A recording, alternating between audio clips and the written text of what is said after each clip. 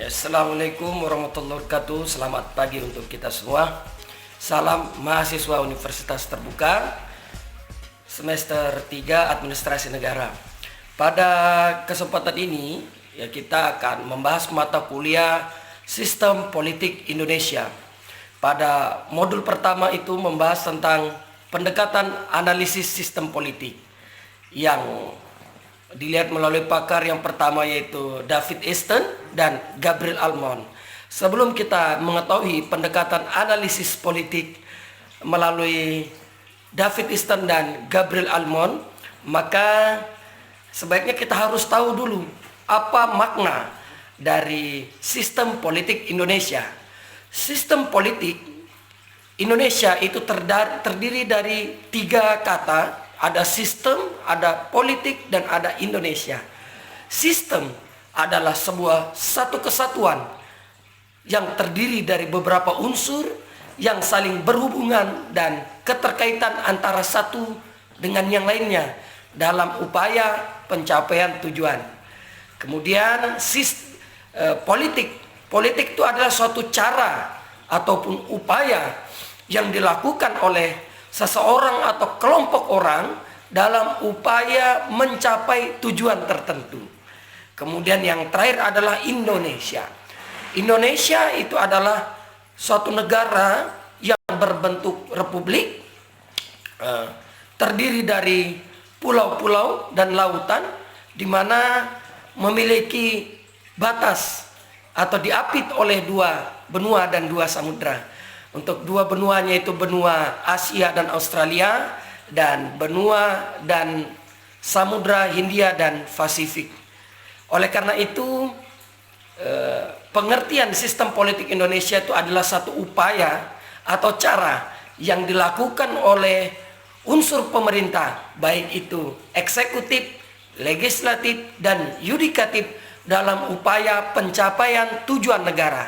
Ada yang tahu tujuan negara? Tujuan negara kita telah tertuang dalam pembukaan Undang-Undang 1945, yakni 1. Melindungi segenap bangsa dan seluruh tumpah darah. Yang kedua, memajukan kesejahteraan umum. Yang ketiga, mencerdaskan kehidupan bangsa dan ikut melaksanakan ketertiban dunia.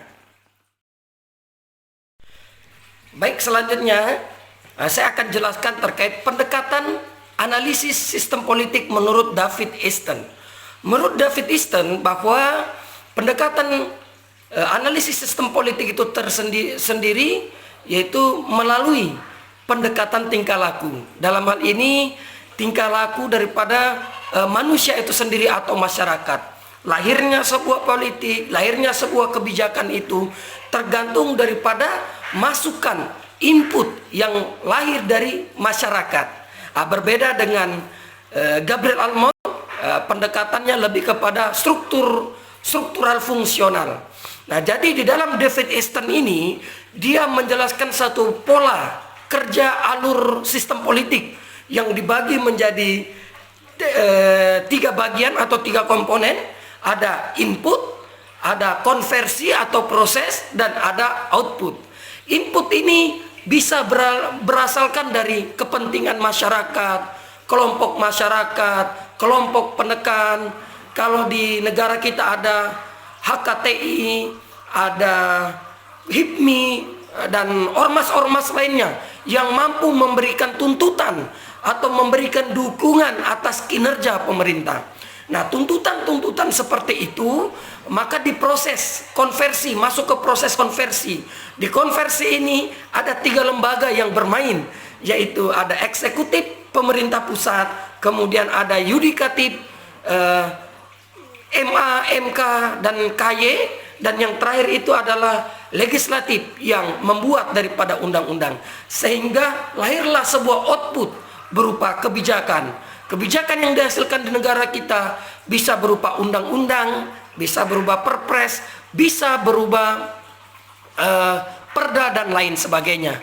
Apabila output atau kebijakan yang dikeluarkan oleh pemerintah itu ternyata tidak puas, ada namanya feedback atau umpan balik, sehingga dikoreksi, dianalisis, dijalankan ternyata tidak sesuai, atau dievaluasi ternyata tidak sesuai, maka semuanya akan kembali lagi ke input dan mengalami proses untuk menuju satu output yang berkualitas sesuai dengan gambar berikut ini.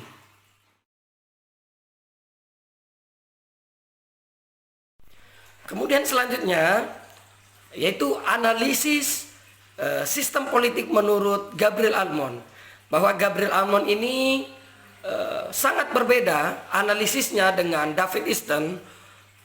Dia memberikan satu penjelasan bahwa sebuah sistem politik itu dapat berjalan karena dijalankan oleh adanya kumpulan peran-peran yang bermain dalam sistem politik itu sendiri. Seperti yang saya sudah jelaskan bahwa adanya legislatif, eksekutif, yudikatif, kemudian ada birokrasi, ada kelompok kepentingan dan partai politik dan sebagainya, di mana masing-masing komponen ini itu melakukan fungsi dan perannya masing-masing, sehingga terjadi yang namanya sosialisasi politik atau rekrutmen politik, ataupun ada komunikasi politik di semua lembaga itu, sehingga masing-masing komponen, masing-masing lembaga berperan sesuai dengan fungsinya masing-masing. Hal ini sesuai dengan dijelaskan pada gambar berikut ini. Terima kasih. Demikianlah tutorial singkat pada kesempatan kali ini. Mudah-mudahan rekan-rekan mahasiswa bisa menerimanya. Saya Erik Setia Permana. Assalamualaikum warahmatullahi wabarakatuh.